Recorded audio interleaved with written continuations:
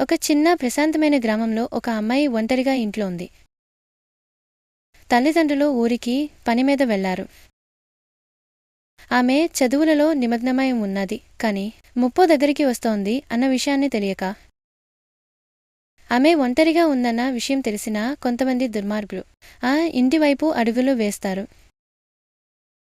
వాళ్ళ కన్నుల్లో చికటి ఉద్దేశాలు. భయానికి లోనన అమ్మాయి. వాళ్లను చూసిన అమ్మాయి ఒక్కసారిగా దబదబలాడిపోయింది. తలుపు వేసి మునలోకి పరిగెత్తింది.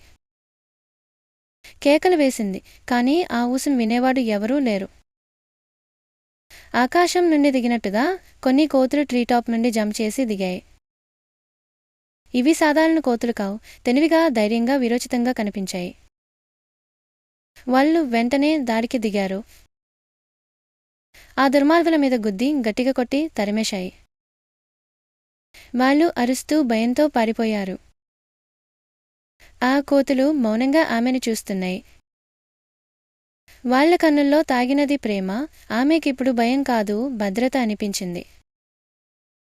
గస్తీ వేసిన రక్షకులు లాగా కొన్ని గంటల పాటు ఆ కోతులు ఇంటి చుట్టూ కాపలా